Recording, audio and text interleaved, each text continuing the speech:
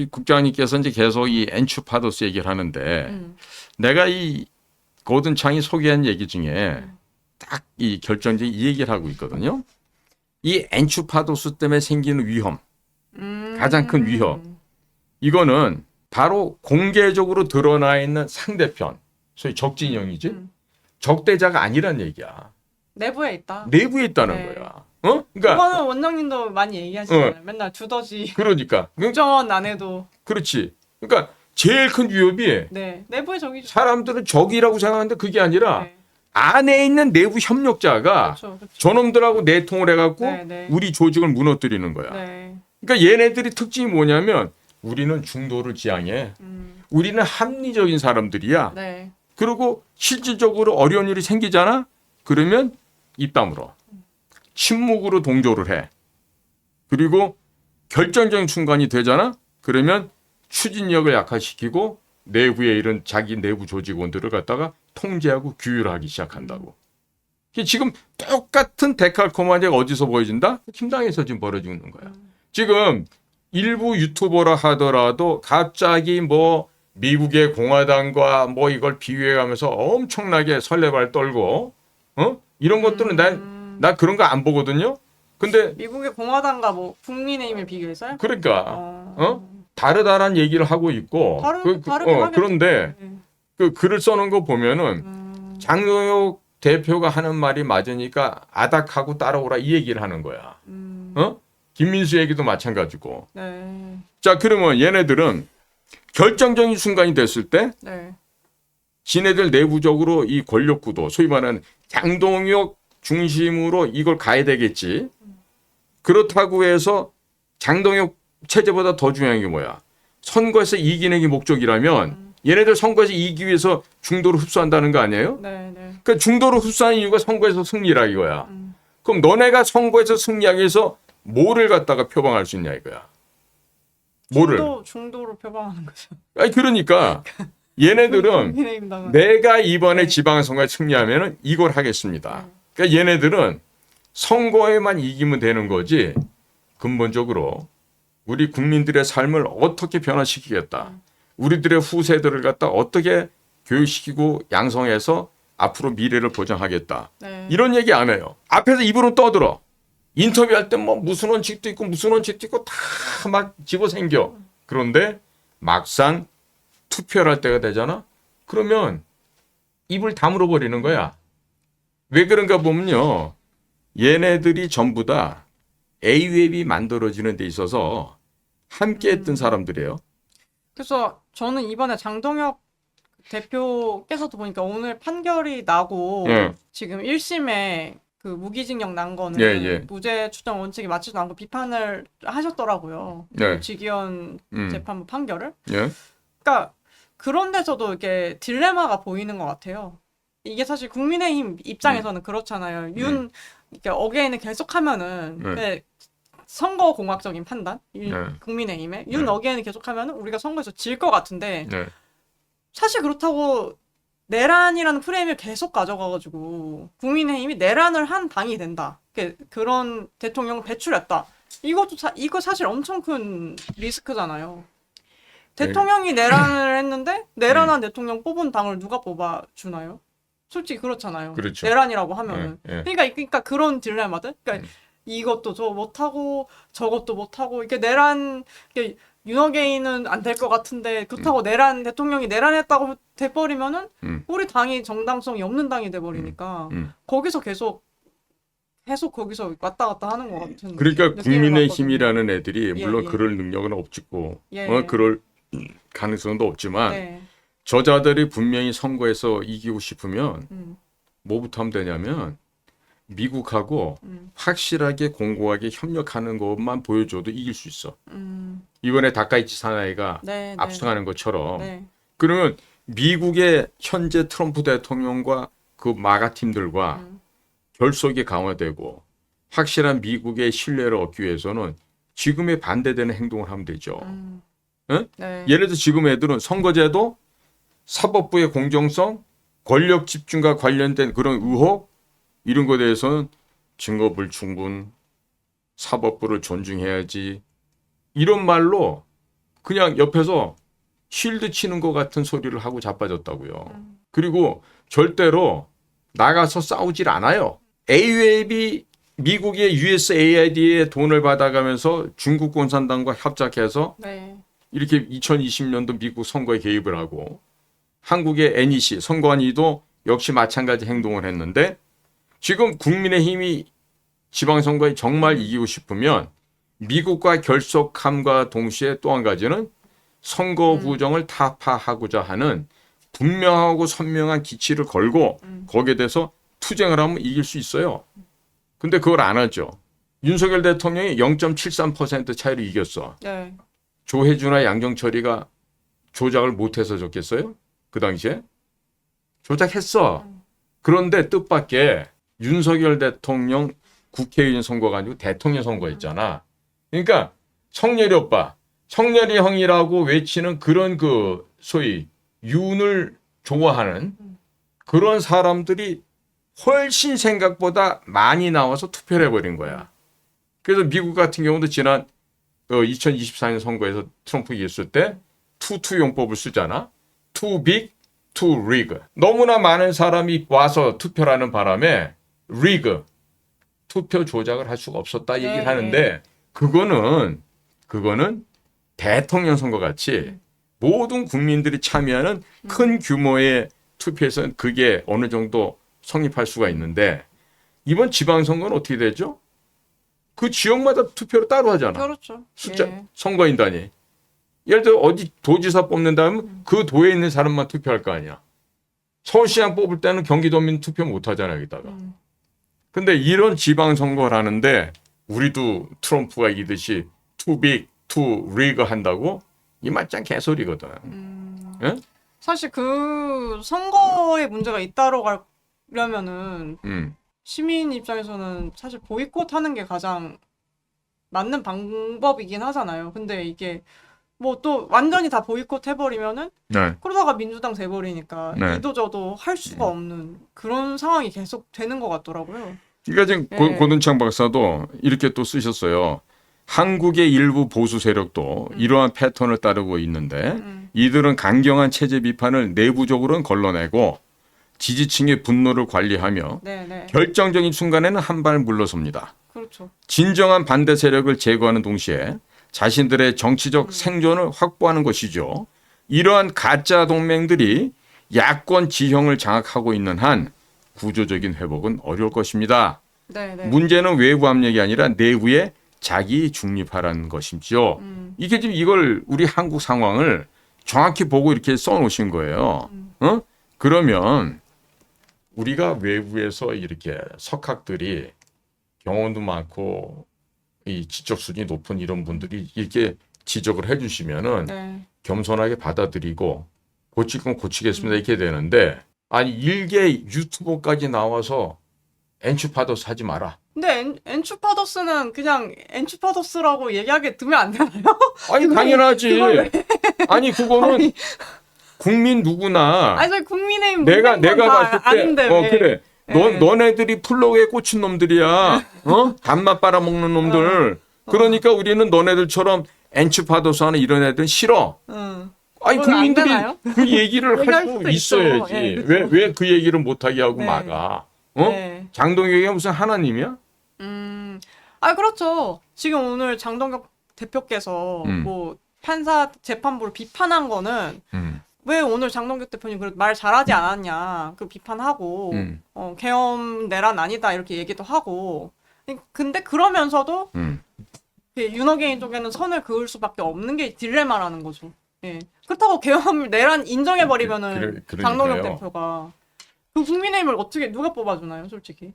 이게 우리 저 정치판에 나와 있는 사람들이 네네. 이제 제가 보기에는 그 젊어서부터 그 올바르된 훈련을 안 받아서 그래. 그러니까 이 훈련이라는 거는 육체적인 훈련과 정신적인 훈련으로 나눠질 수가 있고 네. 그다음에 뭐 군대를 안 갔다 오고 미필인 애들한테 이런 거 바랄 수도 없겠지만은 그러나 적어도 역사 교육, 이념 교육, 사상 교육 이런 것들을 제대로 받고 정치도 해야 되거든. 근데 그래서 사실은- 우리나라 이 보수 네네. 쪽은 네. 이런 그 이념과 사상 교육을 시키는 내부적인 그런 게 하나의 그 제도화돼 있지 않고 네.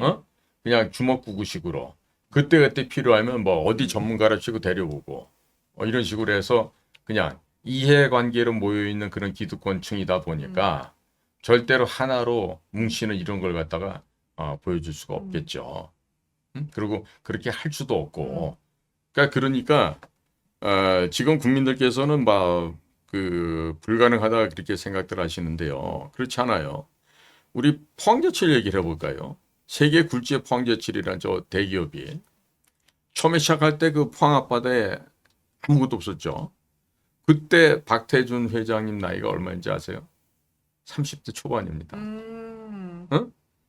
박정희 대통령께서 어이 임자 자네 가갖고 이것 좀 한번 좀 만들어서 쇳물 좀 만들어 봐 했을 때 각하 이게 내가 어떻게 하겠습니까?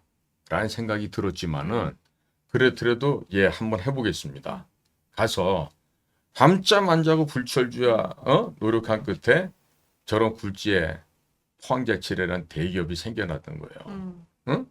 그리고 나중에는 더럽게 늙어서 참 변질했지만 김종필도 나라를 살리기 위해서 중앙정보부를 만들어낸 거야. 미국의 CIA를 본따갖고 KCIA라고 이름을 붙여가면서 네네. 이 나라를 지켜내고 정권도 보호하고 그러면서 소위 선진국으로 가기 위한 그런 기초공사를 갖다가 당시 중앙정보부를 통해서 했던 거죠. 당시 우리가 그 전쟁을 겪고 그 열악한 상태에서 나라를 갖다가 이제 다시 일으켜 세울 때 그 30대들이 일을 많이 한 거야. 전쟁 때 막 육군 대장 별 4개 달고 이러는 사람들 보면 다 그게 30대 때 별 3개, 4개 달고 이렇게 됐던 거야. 그래서 예전에는 참 그런 얘기 들으면은 솔직히 지금 감이 안 30대들은 가지. 그렇지 애기 같은데 그때 그렇게 큰 일들을 그런데 이제 과거에 했을까라는 생각이 좀 저는 이제 들기는 해요. 나이를 먹어 가지만은 네. 저는 그래도 희망을 거는 게 우리 네. 30대들은 네. 과거 김종필이나 박태준 30대보다 훨씬 뛰어난 청년들이 사회에 그냥 바다의 모래처럼 많아요. 한국에 특히. 그러면 나는 그 젊은이들의 힘을 모으면 네. 이 나라를 다시금 재건국할 수 있는 힘도 나올 거라고 봐요. 1960년대는 30대 초반들이 다 했는데 2026년이 된 지금에 와서는 30대들이 어린애야? 아니지. 그렇죠. 나이는 어. 똑같은데. 아니 그리고 지식의 양으로 보면은 지금 젊은이들이 당시 30대 젊은이들보다 훨 많지요. 네. 또 그때랑 지금랑 환경도 다르고요. 저 사회가 더 고도화됐으니까 네. 지금 사실 복잡해지고. 그렇더라면은 지금 나이 먹은 것들이 뭐 4선, 5선, 6선 해가면서 꼴값 떨 게 아니고 정치판도 이런 젊은이들한테 난 물려줘야 된다고 생각해요. 그러면 예를 들어서 우리도 미국처럼 Make America Great Again 해서 네. 마가 이 운동을 하잖아. 또 마하도 하잖아. Make America Health Again. 우리도 뭐 그런 의미로 네네. 뭔가를 해야 된다. 예, 뭐 예를 들어서 뭐 Greatest Korea. 가장 위대한 대한민국. Great도 아니고 네. Greatest 최상급을 만들어서 Greatest Korea라든가. 사실은 뭐. 제가 생각하는 그 구호가 김용현 장관께서 그 편지에 썼던 게 그게 된 거잖아요. 리셋 코리아 윤어게 그렇죠. 이거 자체가 예. 약간 한국의 그런 구호가 됐다는 생각은 있거든요. 예. 네. 저는 그래서 네. 지금 미국도 생각을 잘해 보셔야 될 거야.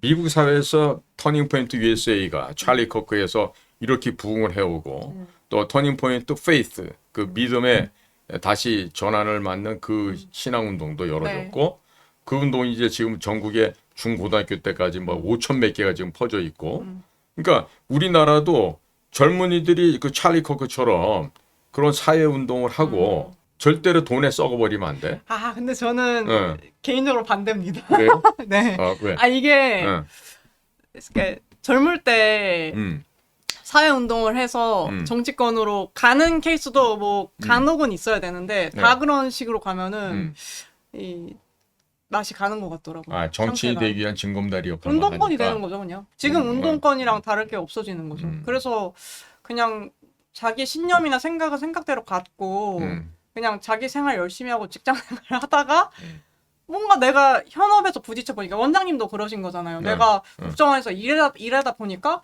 아 이런 거 안 되더라. 그러니까 한국의 국정원은 못 사도 안 된다. 이런 거를 느끼시는 거잖아요. 네, 그렇죠. 그런 걸 느껴서 정치에 가는 게 더 바람직하지 않을까?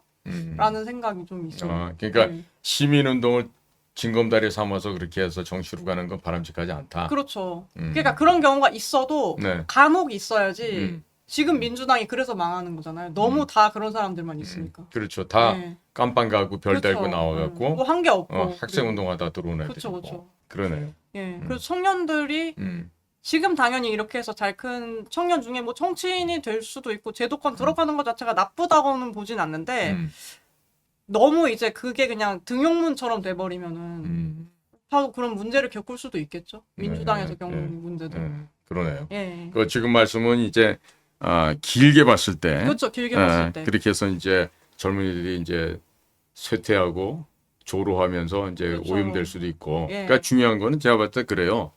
이 돈 문제에서 좀 자유로워질 수 있어야 되는데 이게 돈의 이제 노예가 돼 버리고 또 이제 이게 이런 그 자유운동하고 시민운동하면서 돈이 들어왔을 때 여기 이제 눈이 뒤집어지면은 이제 망하는 거지. 지금 우파 진영의 유튜버들이 잘못돼 가고 있는 게 내가 보니까 이 소위 젊은 사람들 코인빨이라고 하는 거 있잖아요. 그 코인빨이를 목적으로 하다 보니까 이게 제대로 메시지도 전달이 안 되고 그다음에 수시로 부패되어 있는 정치권하고 같은 그 보조로 맞춰야 되고 네네. 아니 당연히 이 소위 말하는 신문사나 방송사나에서 이 사실 보도를 안 하니까 유튜브를 통해서라도 그렇죠. 진실을 알려주고 많이 개선이 되는데 그런 거 하는 척 하다가 뭐가 이렇게 낌새를 보니까 아 이거 이번 기회에 잘 잡으면은 어디 시장으로 공천받을 수 있을 것 같은데 뭐 어디 뭐 국회의원 한번 할 수도 있을 것 같은데 이러면서 이제 유튜버들이 정신이 헷가닥 도는 놈들이 있는 그렇죠. 것 같아요. 전 사실 돈보다도 그래서 네. 그 이미 그러니까 유튜브 하는 것 자체가 네. 정치에 어떻게 보면 고관여되어 있는 거잖아요. 관심도 있고 계속 찾아보고 근데 돈은 이렇게 부수적인 거고 네. 이런 사람들의 정신의 상태는 제가 봤을 때 구독자 한 10,000명 정도만 돼도 네. 나 정치 해볼 수 있지 않을까 이런 생각을 갖는 것 같더라고요. 제가 이렇게 보면은 그래서 그게 더 위험하다.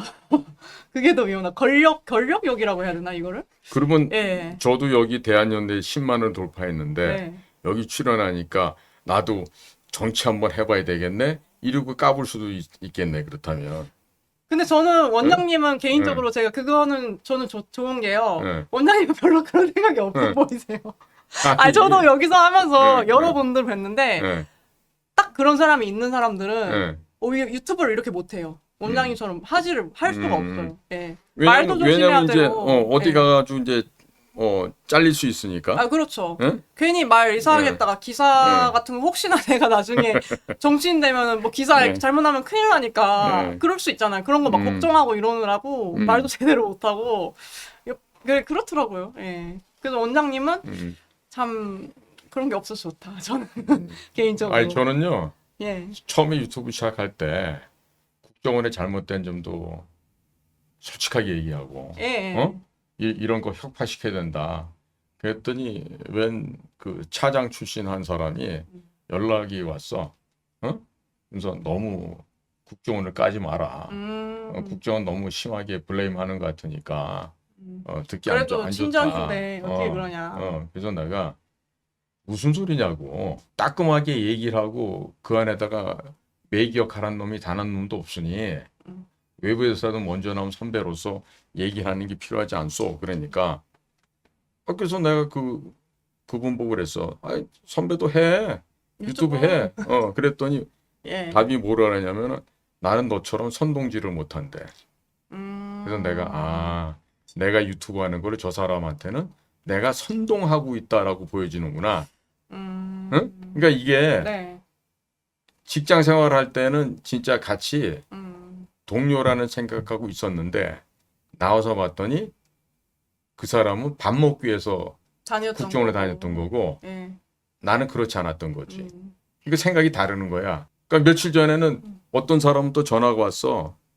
아니 그래도 우파에 장동혁만한 인물이 없는데 장동혁을 그렇게 너무 세게 비판하면 어떻게 욕을 되니까. 하면 어떡하십니까? 내가 공작관 TV에서 장동혁이 심하게 내가 야단쳤거든. 네네. 그래서 오늘 판사 출신이잖아요. 어쨌든 장동혁 대표께서. 그러니까. 판사 출신이 그래도 그 정도 얘기 비판 해준 거는 그래도 좋은 포인트이지 아니 근데 않았나라는 생각은 지가 야당의 대표로서 그 역할을 하고 네네. 지들 말대로 선거에 있어서 정권을 다시 되찾아오려면 예. 저런 식으로 하면 안 되지. 음. 응?